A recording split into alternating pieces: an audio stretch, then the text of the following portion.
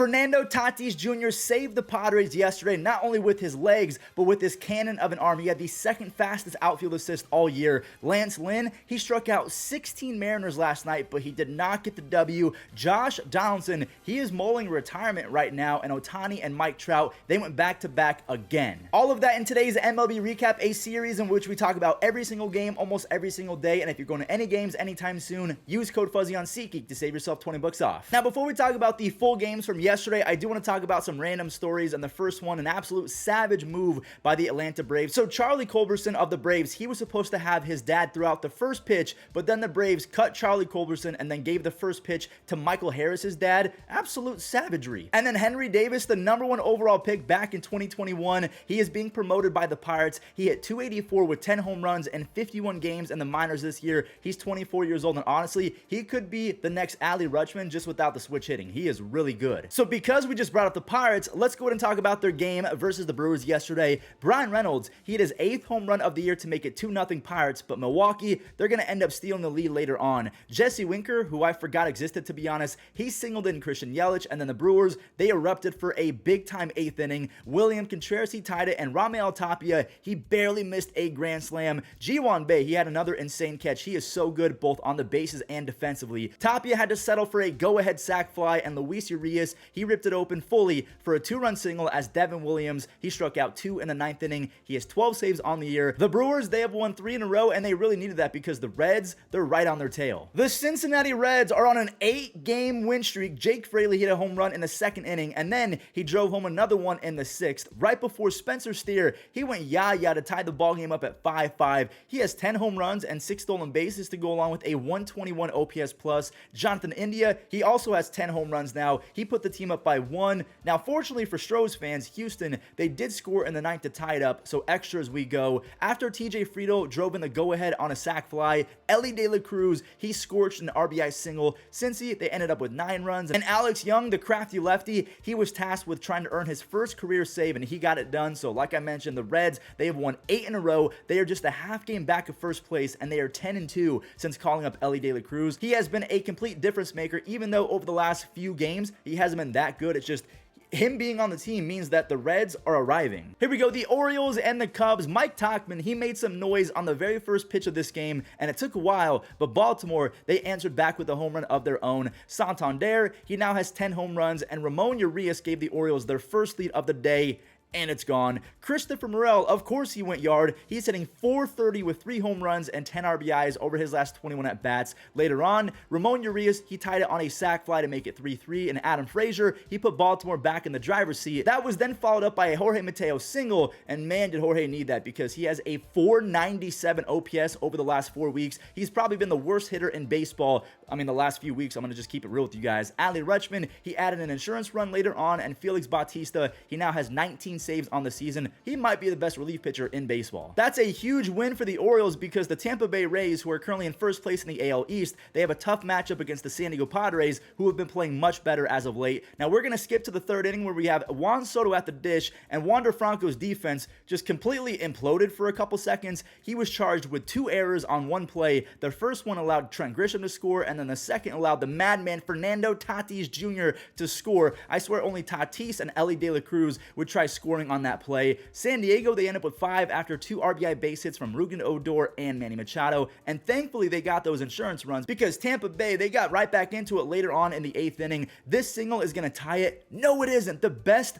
defensive right fielder in baseball hoses Vidal Brujan at the plate. Tatis threw that baseball 99.5 miles an hour, the 2nd fastest outfield assist of the entire year, so he keeps it 5-4. Josh Hader, he struck out 2. He has 18 saves and 150 for his career. That win was very much needed for the Padres because the Giants out of nowhere are surging up the NL West standings. They are looking to sweep the Dodgers in LA, and sweep they did. San Francisco, they went up a few on some singles and some Dodger errors. Like the Dodgers have not been playing Dodger baseball the last few days. We're going to skip to the 6th inning. The 21-year-old, he did it. Luis Matos, again, the 21-year-old, finally ran into an extra base hit. He knocked in his first 2 RBIs of his career. Blake Sabol and Lamont Wade Jr., they quickly added to the lead, and I got to give a huge shout out to Lamont Wade Jr., who has clutch 29 extra base hits and a 143 OPS plus while playing amazing defense at first base. Logan, he spun his web. I am not sorry for that pun, and I never will be. He struck out 5 Dodgers over 7 quality frames. Camilo Doval, he wrapped up his 19th save of the year. The Giants, out of nowhere, have won 7 in a row. So considering the Giants have won 7 in a row and they're surging up the standings, they could really use a Guardians win against the first place Arizona Diamondbacks. And I'll just go ahead and spoil it right now. Cleveland, they embarrassed Zach Davies and the Snakes. They went up 4-0 early after a J-Ram RBI triple in the first inning. There's a Josh Naylor RBI double, and then Stephen Kwan, he legged out a 2-run triple, so extra base hits galore. I mean, Arizona has always been known as an extra base hit paradise, and yeah, we saw that on full display in this one. Josh Naylor, his second RBI came in the 4th inning, and Andres Jimenez, he legged out a 2-run 3-bagger, the 3rd triple of the game for the Guardians. Tyler Freeman, my friend, his double made it a fat 10 spot, make it a 12 spot after Will Brennan and Josh Naylor, they both had RBI singles.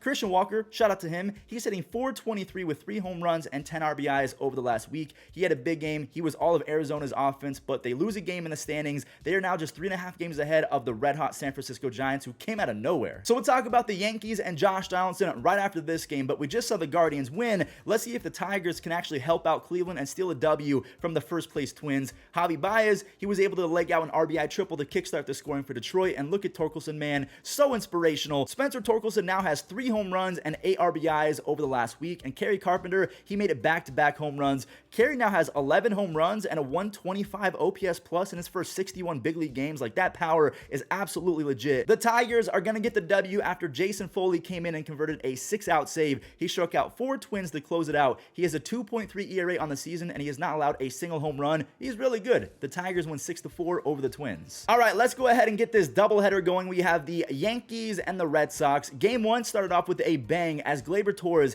he teed off for the 12th time this year. But yeah, from there it was all downhill for New York. Adam Duvall, I didn't know that he's back, but there he is. He had a game-tying single in the 5th inning, and after Connor Wong and Alex Verdugo both doubled and more, JT, Mr. Justin Turner, he was able to single home Alex Verdugo, and then we go to the next inning where Masataka Yoshida, he ended up scoring on a box, so like, everything that could have gone wrong for the Yankees yesterday went wrong. The 5 through 9 hitters for the Yankees in game number 1 went a combined 0 for 15. And to be honest with you guys, it didn't get much better in game number 2. Hernandez, he doubled home Rafael Devers, and Boston, they took the lead in the 4th on a catcher's interference call. Tristan Casas, he ripped a 2-run extra base hit in the 4th inning. He's now hitting .290 with a stupid .413 on base percentage over the last 2 weeks. Brian Bello, the youngster, shout out to him. He got rocked in his debut season last year, but he has been really good over the last few weeks. 8 punch-outs over 7 innings. He held New York to just 4 base hits over 7 innings. Volpe, Anthony Volpe, he went 0 for 7 with 5 strikeouts in this doubleheader. He now has a 189 batting average. Are they actually harming his development? Let me know in the comment section down below. Should the Yankees consider sending down Anthony Volpe in favor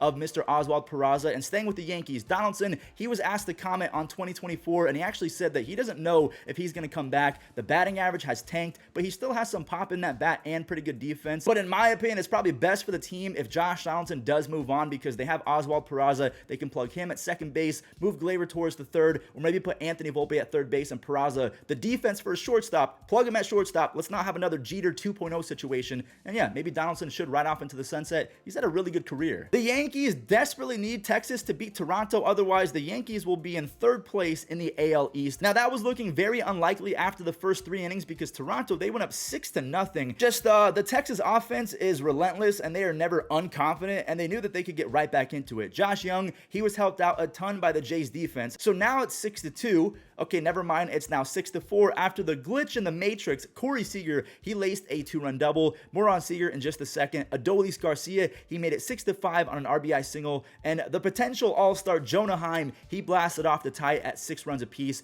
Leody Taveras, I mean, this guy is so good. He completed the comeback with a go-ahead single in the 5th. And Texas, they ended up scoring 11 after Leody, he popped off for a 3-run home run later on. And Seager, he had an RBI single. Now, we know that Seager has always been him. But Leody, look at this kid's baseball savant page. You want to see red circles. He's hitting 302 with 8 home runs, 7 stolen bases. He consistently hits the ball hard. He is blazing fast, and he is one of the best defensive outfielders in all of Major League Baseball. The Rangers might have found themselves a mini superstar. So because we talked about the Rangers, let's talk about the Los Angeles Angels, Shohei Ohtani, Mike Trout, all that good stuff. Brandon Drury, he's been one of the best Angels players all year. He showed up in the 4th with an RBI single. Now staying with the best Angels players, Shohei and Mike, they went back-to-back again. Ohtani, he went 422 feet, his 24th home run of the year. He is leading all of baseball in home runs and RBIs. Mike Trout, he now has 15 home runs. It blows my mind that Mike Trout is on pace for 34 home runs and a 130 OPS plus. That would be by far his lowest OPS plus ever. So like his worst season would be a career season for 99.999% of players in baseball history. Anyways, Brandon Drury, he made a sick play at second base to end the 8th inning, and also a massive shout out to Jared Walsh. He's coming back from that thoracic outlet syndrome, and I'm hoping that he can bounce back this year. Again, that home run has to feel really good. The Angels are in 2nd place in the wild card. They are 8 games over 500, and by the way, Shohei, he became the first player ever to have 19 extra base hits over a 19-game span, and 12 of those being home runs. He hit 430 with 9 home runs and 17 RBIs to go along with 3 stolen bases over the last 13 games. His 4.5 F-WAR is a full 1.1 WAR over anyone else on Fangraphs. He's having one of the best seasons ever. The Braves and the Rockies, Atlanta, they're going for their 6th win in a row, and number 6, honestly, it's not looking likely. A 2-run blast from Ryan McMahon quickly turned into a 5-run lead after 2. Just Eddie Rosario, he has been really feeling himself the last few weeks. There's a monster 3-run home run and a little RBI single just for fun a few moments later. It's a 1-run game, and it is now a 2-run game in favor of Atlanta, so they make the comeback. Ozzie Albies, he had a 3-run home run, his 17th home run of the year. He also has 52 RBIs and a 322 on base percentage.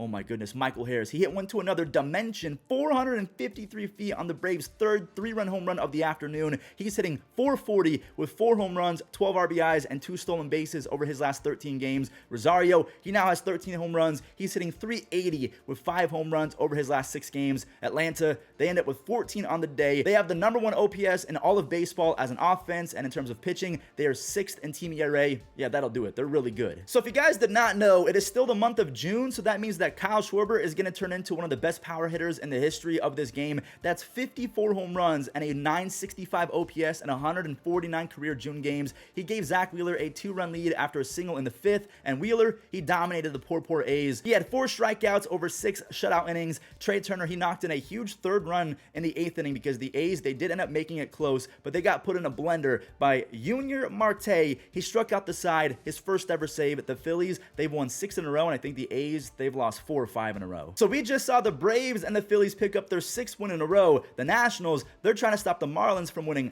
4 games in a row. Lane Thomas, he got Washington back into it on his 11th home run. He is so underrated. He's hitting 290 with 35 RBIs and an amazing 128 OPS plus. Luzardo, he was given the lead right back in the 4th after a Brian De La Cruz sac fly, and Jorge Soler, he found a hole for an RBI single. Luzardo, he struck out 5 over 6, and Andrew Nardi, he converted his 2nd save of the year. The Marlins, they're on a 4-game winning streak, and for the first time since 2011, they are 10 games over 500. This is going to be a fun game to recap. 2 teams that are playing like absolute you-know-what the last few weeks, the Cardinals and the Mets. Nolan Arenado, he had himself a big day. He started off with a huge 2-run home run to put the Cardinals up by 2. Obviously, it was in the 1st inning. Lindor, he got one back with his 13th, but the Cards, they got up to 5 after Brendan Donovan and Goldie, they combined for 3 RBIs in the 2nd inning, but every time the Cardinals scored, the Mets would as well. Just the Cardinals, they kept on scoring with Paul DeJong blasting off and Jordan Walker swatting his 6th of the year. He has a home run in back-to-back games and a 131 OPS plus in his first 35 big league games.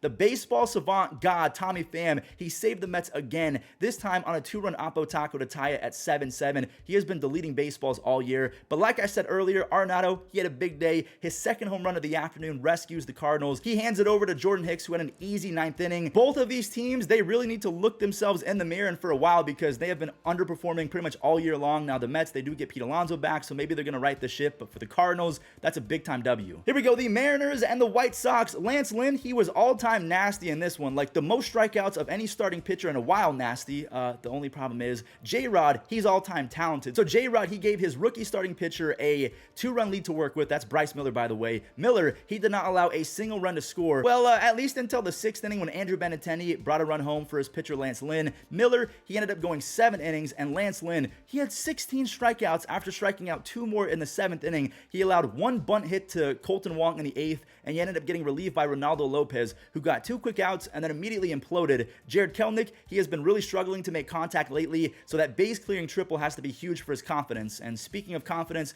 White Sox fans, they got to be completely out of confidence in their own squad. This is the first time since 2011 when Cliff Lee struck out 16 and did not get the W. Lance Lynn struck out 16, he lost. Again, that's the first time in 12 years since we've seen that happen. So that does it for all the games from yesterday. As we close out today's recap, I'm going to go ahead and show the division standings in both the American League. You guys can see it. Awesome, awesome, cool. And then also the National League. Let me know in the comments, we're almost to the All-Star break, which team has been the most disappointing and which team has been the most surprising. Let me see those comments down below. Thank you all so much for watching, and I'll catch you in the next recap.